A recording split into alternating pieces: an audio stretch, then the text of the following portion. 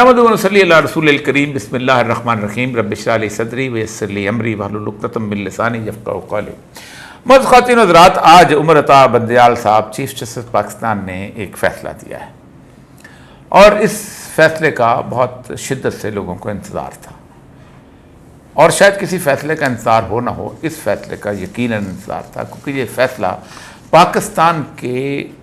इज्तिमाई ज़मीर की आवाज़ बन चुका है। आप हैरान होंगे कि गुज़श्ता तकरीबन 30-35 साल से पाकिस्तान के अवाम सिर्फ एक चीज़ से नफ़रत करते हैं और शदीद नफ़रत करते हैं, और वो है करप्शन।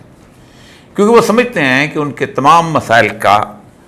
बुनियादी तौर पर हल इसी बात में है कि करप्शन इस मुल्क से ख़त्म की जा सके। वो लोग जो इस मुल्क से बाहर रहते हैं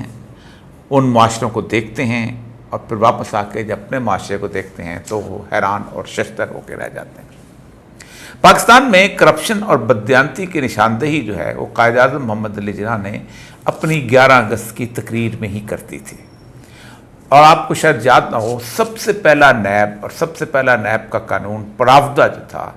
वो उसी ज़माने के अंदर बना था, जिसको फिर बाद में ग़ुलाम मोहम्मद ने असम्बली को तोड़ने के बाद उसको वापस लिया था, उसने और मोहम्मद अली बोगरा की हुकूमत ने। ये कानून बना इसलिए था कि सियासतदानों की करप्शन को रोका जाए। ये किसी इस्टेब्लिशमेंट ने नहीं बनाया था, ये पार्लियामेंट ने बनाया था और कायद-ए-आज़म की पार्लियामेंट ने कायद-ए-आज़म की मौजूदगी में बनाया था। लेकिन उसके बाद हुआ ये कि आहिस्ता आहिस्ता आहिस्ता आहिस्ता करप्शन जो थी वो कहीं ना कहीं सिक्का राजुल वक्त बनती गई, और जो भी इस्टेब्लिशमेंट से फ़ौजी जर्नैल आया उसने इसी को बहाना बनाकर इक़्तिदार पर कब्ज़ा किया। अयूब ख़ान की जो पहली तकरीर है उसको उठाएं तो इसी तकरीर इसी लफ्ज़ से आगाज़ करती है कि इस मुल्क के अंदर करप्शन जो है बहुत ज़्यादा हो गई है और मुल्क के हालात जो हैं वो तवाइफुल मलूकी का शिकार हो गए हैं, तो इसलिए हम इसको ठीक करने के लिए आए। अयूब ख़ान की 10 साल जो दौर था, उस दौर के अंदर जब डेकेड ऑफ डेवलपमेंट जिसे कहते हैं 10 साल तरक्की के दौर को मनाया जा रहा था और शहर शहर गांव-गांव मुख्तलिफ़ किस्म के जलसे जुलूस हो रहे थे, तो उस वक़्त भी अयूब ख़ान के ऊपर तरह तरह के करप्शन के इल्ज़ामात लगते थे। और ख़ास तौर पे उसके 2 बेटों के हवाले से कोई कहता था कांडावाला इंडस्ट्री की सूरत हाल उनकी तरफ है, और कोई कहता था कि कराची के अंदर उन्होंने बहुत बड़ी जायदाद बना ली है। लेकिन बात वही थी कि करप्शन जो थी उसकी गुफ्तगू थी और उसकी बाज़कश सुनाई देती थी। ये बहुत मुख्तसर, बहुत थोड़ी थी। याह्या खान अगरचे के करप्शन के नाम पर नहीं आया, लेकिन उसके बावजूद उसने भी अपनी तकरीर में इसका तज़किरा ही किया। ज़ुल्फ़िकार अली भुट्टो के दौर के अंदर इस करप्शन को, जो फाइनेंशियल करप्शन है, उसका इतना चर्चा नहीं हुआ। अगरचे के सियासी दौर था, लेकिन कहा जाता है कि उस दौर के जितने भी वज़रा थे वो इस करप्शन से खासे दूर रहे। जिस घर से कौसर न्याज़ी गया था, जिस घर से मनीफ़ रामे गया था, जिस घर से ग़ुलाम मुस्तफ़ा खर गया था, उसी घर में वापस आया। हाँ, सियासी तौर पर मामलात जो थे खासे मुश्किल थे, लेकिन ज़ियाउल हक़ के आने के बाद करप्शन को एक रास्ता दिया गया, और वो रास्ता था MPA फंड्स का रास्ता। और चूँकि उन ज़माने में मैं एक सरकारी मुलाज़मत में था, तो उस दौरान में मैंने इस करप्शन को साल ब साल तरक्की करते हुए और अरूज पाते हुए देखा है। इसकी मैं छोटी सी मिसाल आपके सामने रखूं कि उस एक नारा लगाया जाता था कि गैर तरक्याती अखराजात को ख़त्म किया जाए और तरक्याती अखराजात को बढ़ाया जाए।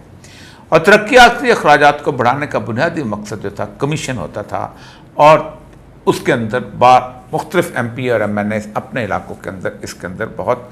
मशहूर थे। एक छोटी सी मिसाल आपके सामने रखता हूँ कि बलूचिस्तान में तमाम MPs ने अपने MPA फंड से 560 के करीब डिस्पेंसरियाँ बनाई थी।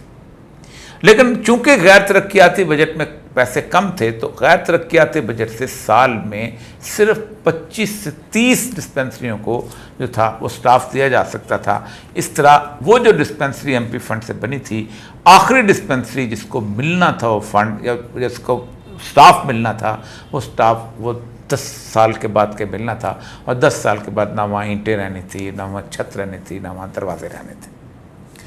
MPS फंड से बनने वाले स्कूलों का, ہاسپٹلس کا، انڈسٹریل ہوم کا وہ حشر ہوا کہ آپ روز تصویریں دیکھتے تھے کہ ان کے اندر کہیں کھائے بھینسیں بنی ہوئی ہیں اور کہیں کسی نے اس کو اتاق بنایا ہوا ہے۔ یہ آغاز تھا پاکستان کے اندر ایک سسٹمیٹک کرپشن کا، اور پھر اس سسٹمیٹک کرپشن کو آشیرواد دیتے دیتے ایم پی اے اور ایم این ایس جو تھے ان کے الیکشن کے اخراجات جو تھے وہ بڑھنے لگے، اور پھر الیکشن باقاعدہ ایک سودے کی صورتحال بنتا چلا گیا۔ 1988 کے بعد سے اب تک کرپشن جو ہے وہ سکہ راج الوقت بنتی گئی۔ اس کرپشن کے خلاف آواز تو اٹھی، لیکن اس کرپشن کو دبانے کے لیے عموماً جو قوانین بنائے گئے وہ قوانین ایک دوسرے کے خلاف ہی بنائے گئے۔ بے نظیر کی حکومت کو غلام اسحاق خان نے صرف اسی بنیاد پر ختم کیا کہ یہ حکومت جو ہے یہ اصل میں کرپٹ پریکٹسز کے اندر ہے، اور خاص طور پہ آصف زرداری صاحب کا نام لیا جاتا رہا۔ کیسز بنے اور پھر وہ کیسز چلنا شروع ہوئے، اور ان کیسز کو پھر آگے سیاسی طور پر اس کو ایکسپلائٹ کیا گیا، اور پھر اس کے بعد نواز شریف صاحب تشریف لے آئے۔ پھر نواز شریف صاحب جو تھے انہوں نے ان کیسز کو مزید آگے بڑھایا، اور مسٹر 10% کا جو لفظ جو تھا وہ عام ہونے لگا۔ مسٹر 10% کے مقابلے میں نواز شریف کو پوتر، شاندار، صاف انسان کے طور پہ پیش کیا جاتا رہا۔ یہی وجہ ہے کہ جس وقت دوسری دفعہ بے نظیر آئی تو جس وقت نواز شریف صاحب کے والد کو رحمان ملک نے کرسی سمیت اٹھا لیا تھا تو لوگوں نے بہت برا منایا کہ دیکھیں وہ خود تو کرپٹ ہیں، اس شخص کو بھی کرپٹ کہتے ہیں۔ لیکن 99 کے قریب آتے آتے نواز شریف صاحب مکمل طور پر اس ساری مینڈیٹ جو انہیں ملا تھا 2/3 چاہتے تھے کہ کسی طرح پیپلز پارٹی کو کچلا جائے، تو انہوں نے نیب بنایا جو کہ سیف الرحمان صاحب کا نیب تھا، اور سیف الرحمان نے اس قدر لوگوں کو خوفزدہ کیا کہ اس وقت سرکاری افسر جو تھے وہ دستخط کرنے سے ڈرتے تھے۔ یہی وہ نیب کا قانون ہے جس کے بارے میں آج انہوں نے فیصلہ دیا ہے سپریم کورٹ میں۔ اس نیب کے قانون کے بعد جب مشرف تشریف لائے تو مشرف صاحب نے اسی نیب کے قانون کو تھوڑا سا آگے پیچھے کر کے صرف 90 دن کا ریمانڈ اس میں شامل کر کے اس کو سختی سے تمام سیاستدانوں کو پکڑنا شروع کیا اور ان کو بند کر دیا۔ کیسز چلنا شروع ہوئے۔ ان میں سے کوئی ایک کیس بھی ایسا نہیں تھا جو کہ مشرف نے خود بنایا تھا، بلکہ بے نظیر والے کیس نواز شریف نے بنائے تھے، اور نواز شریف والے کیس جو تھے وہ بے نظیر نے بنائے تھے۔ لیکن اس سارے عرصے کے اندر وہ لوگ جو کہ پٹواری میں کے پاس جاتے تھے، تحصیلدار کے پاس جاتے تھے، کسٹم افسر کے پاس جاتے تھے، انکم ٹیکس افسر کے پاس جاتے تھے، گاڑی کی رجسٹریشن کرنے کے لیے جاتے تھے، ان ساری چیزوں کے پاس جو ان لوگوں کے پاس جاتے تھے ان کو اندازہ ہوتا چلا گیا کہ کرپشن اب اس ملک کے اندر اتنی بڑھ چکی ہوئی ہے کہ کسی شخص کا کام جو ہے وہ پیسے دیے بغیر نہیں ہو سکتا۔ یہاں تک کہ نوکریاں پیسوں پہ بکنے لگیں۔ نوکریاں، سفارش اور پیسہ دو ایسی چیزیں تھیں کہ جن سے آگے جی چلتا رہا۔ تو مشرف نے کیسز بنائے اور پھر اس کے بعد ان کیسز کو سیاستدانوں کے لیے ان کو رام کرنے کے لیے ان سے پارٹی بنانے کے لیے استعمال کیا۔ اس لیے نیب جو تھا وہ کچھ عرصے کے بعد ایک جسے کہتے ہیں ناکارہ ادارہ بن کے رہ گیا۔ لیکن اس کے بعد عالمی سطح پر ایک بہت بڑا دھماکہ ہوا۔ یہ دھماکہ تھا کہ جرمنی کے ایک اخبار کے پاس ایک شخص آیا اور اس شخص نے کہا کہ میرے پاس دنیا کے بدترین کرپٹ لوگوں کی ایک بہت بڑی فائل ہے کہ جو میں نے پاناما پیپرز کے طور پر نکالی ہے، اور اس کے بعد اس کو وہ پیپر جو تھے وہ ان کو جرمنی کے اخبار کو پیش کیے گئے، جس پہ انہوں نے انٹرنیشنل جو کمیٹی آف انویسٹیگیٹو جرنلسٹ تھے ان کو ذمہ لگایا کہ تم ان کی انویسٹیگیشن کرو۔ پاکستان میں جس شخص کو انویسٹیگیشن دی گئی وہ عمر چیمہ تھا۔ انہوں نے جب ان سے انویسٹیگیشن شروع کی تو اس وقت ان کو اندازہ ہو گیا، شریف فیملی کو جو کہ بہت زیادہ اپنے آپ کو پوتر اور پاک کہہ رہے تھے کہ اب ہمارے لیے مسئلہ بن جائے گا، تو ایون فیلڈ کی جو ہے اس کے بارے میں حسین نواز نے جاوید چودھری کو انٹرویو دیا اور تسلیم کیا کہ فلیٹ بھی ہمارے ہیں اور مریم نواز جو ہے اس کی بینیفیشل اونر بھی ہیں۔ پھر یہ کیس سپریم کورٹ میں چلا اور سپریم کورٹ میں کیس میں چلتے چلتے پھر اس کے بعد جو جیسے پنڈورا باکس کھل گیا۔ عمران خان کی ساری کمپین کرپشن کے خلاف تھی، لیکن اس پر ہی اس کے لوگوں کے اوپر بھی کرپشن کے الزامات لگنے شروع ہوئے، لیکن چونکہ وقت بہت کم تھا چیزیں زیادہ کھل کر سامنے نہ آ سکیں۔ اس دفعہ ہوا یہ کہ جب یہ کیسز میچور ہونے لگے،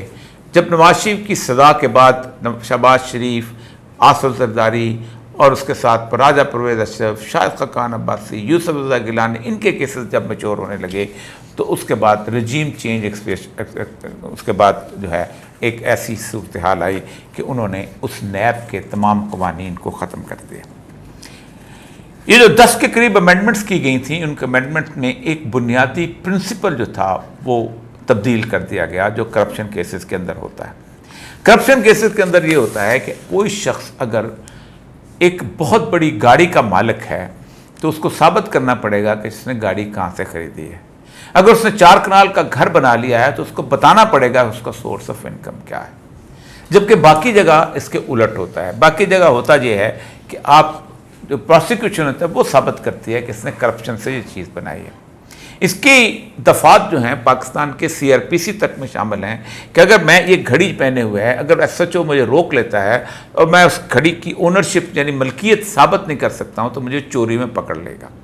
411 ایک دفعہ ہے چوری کا مال خریدنا، اس کے اوپر کسی بھی جگہ جا کے کسی بھی اگر دکان سے اس کو کوئی موبائل مل جائے جس کے وہ بتا نہ سکے کہ اس نے کہاں سے خریدا تھا، یا کوئی ٹی وی مل جائے تو اس کو بتا نہ سکے کہ کیسے اس نے خریدا تھا، تو اس کو گرفتار کیا جا سکتا ہے۔ اسی طرح وہ جائیداد جو کہ ایسٹ بیونڈ مینس کا کانسیپٹ ہے وہ آیا، اور یہ کانسیپٹ پاکستان کا نہیں انٹرنیشنل ہے۔ اسٹولن ایسٹ ریکوری پروجیکٹ جو ہے یہ اقوام متحدہ کا پروجیکٹ ہے، جس کے اندر پوری دنیا کو یہ بتایا گیا ہے کہ جس شخص کے پاس بھی اتنی دولت ہے کہ وہ اس کا ثبوت نہیں دے سکتا، اس کی ٹریل نہیں دے سکتا، اس کو پکڑ لیا جائے۔ لیکن اس 1 سال کے اندر ایک ایسی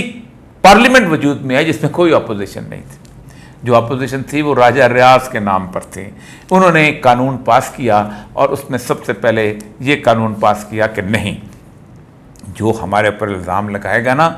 کہ یہ جو دولت ہے، یہ جو ایون فیلڈ اپارٹمنٹس ہیں، یہ جو سرے پیلس ہے، یہ جو اتنا بڑا ریمنڈ محل ہے، پہلے وہ ثابت کر کے بتایا کہ یہ پیسے جو ہیں یہ ہم نے کرپشن سے بنائے، ہم نے جہاں سے مرضی بنائے، یہ ہمارا مسئلہ آپ سوال نہیں کر سکتے۔ اسی طرح 50 کروڑ سے اوپر کے کیسز وہاں سے نکال لیے گئے اور بے شمار اس قسم کی چیزیں جو تھیں وہ ختم کر دی گئیں۔ آج سپریم کورٹ نے یہ فیصلہ کیا ہے کہ وہ سارے کے ساری دفعات ختم ہیں اور 7 دن کے اندر اندر وہ کیسز بحال ہو جائیں گے۔ عمر عطا بندیال نے 3 لوگوں کو امتحان میں ڈال دیا۔ نمبر 1، جسٹس قاضی فائز عیسیٰ کو، اگر وہ اس کیس کرپشن کے خلاف اس فیصلے کو قدم قرار دیتے ہیں تو پاکستان کے اندر 22 کروڑ عوام کے دلوں کے اندر جو اجتماعی ضمیر میں کرپشن کے خلاف نفرت ہے اس کے خلاف وہ فیصلہ دیں گے، اور اس کے بارے میں وہ سوچ نہیں سکتے کہ کس قسم کی جذبات لوگوں کے ہو جائیں گے۔ دوسرے نمبر پہ انہوں نے موجودہ نگران حکومت کو مشکل میں ڈال دیا ہے کہ جس کا کام ہی خالصتاً یہ ہے کہ انہوں نے آزاد اور غیر جانبدار رہنا ہے، وہ اس طرح کے کیسز کے اندر کیسے اپیل میں جائے گی۔ اور نمبر 3، اس PDM کو کہ جو کبھی تیر بند ہدف تھی لے کے آتی تھی کہ آپ فلاں پارٹی کو، پیپل پارٹی، عمران کی پارٹی کو ہم نے کرنا ہے، ان کو خود اپنے سوالات کا جواب دینے کی صورتحال بن دے گی۔ ان 3 چیزوں کے علاوہ جو اہم ترین چیز یہ ہے کہ اس کا فیصلہ کیا ہو سکتا ہے۔ قانونی طور پر 2 صورتحال ہیں اور جسٹس فائز عیسیٰ بہت بڑے امتحان کا شکار ہونے والے ہیں۔ پہلا تو یہ ہے کہ ریویو پٹیشن ہوگی۔ ریویو کی اسکوپ بہت تھوڑی ہوتی ہے، بہت مشکل ہے کہ اس کو کیا جائے۔ دوسرا یہ ہے کہ پروسیجرز ایکٹ جو ہے اس کے اندر وہ انہوں نے اگر ایک فیصلہ کر دیتے ہیں کہ اپیل الاؤڈ ہے تو اس کیس کے اوپر اپیل آ جائے گی، اور اس اپیل کے اندر جب معاملہ کھلے گا تو جو فل بینچ ہوگی، جو لارجر بینچ آئے گا، تو پھر اس کے اوپر جو دلائل شروع ہوں گے تو پھر بھی لوگوں کے سامنے آپ کو دفاع کرنا پڑے گا کہ آپ نے جن لوگوں کو لوگ ان کی کئی سالوں کی پریکٹس سے سمجھتے تھے کہ یہ کرپٹ ہیں، جن کے بارے میں ایک پرسیپشن بن چکا ہے کہ یہ بددیانت ہیں، ان کے بارے میں ان کے دفاع کے لیے آپ قانون جو ہے وہ بدلیں گے۔ آخر میں امریکہ کا ایک بہت بڑا قانون جو کہ جسٹس مارشل چیف جسٹس نے بنایا تھا، اس کا ایک بہت بڑا فیصلہ ہے مربری ورسز میڈیسن۔ اس نے پارلیمنٹ کے بنائے ہوئے قانون کو ریجیکٹ کرتے ہوئے لکھا تھا کہ ہماری پارلیمنٹ اب اس قابل نہیں ہے کہ ہم اس کو اکیلا چھوڑ دیں کہ وہ جس قسم کا قانون چاہے پاس کر دیں۔ اس نے لکھا تھا کہ کل کو پارلیمنٹ کے اندر اگر 200 خنڈے اکٹھے ہو جاتے ہیں اور ہر خنڈے کا قانون تحفظ کا قانون پاس کر دیتے ہیں تو ہم سپریم کورٹ کے ججوں کو روکنا ہوگا۔ جس ملک کے اندر پارلیمنٹ اپنی کرپشن کو چھپانے کے لیے قانون پاس کر دے، اس کے لیے راستہ صرف وہی رہ جاتا ہے جو عمر عطا بندیال صاحب نے اختیار کیا۔ اجازت دیجیے، اللہ حافظ۔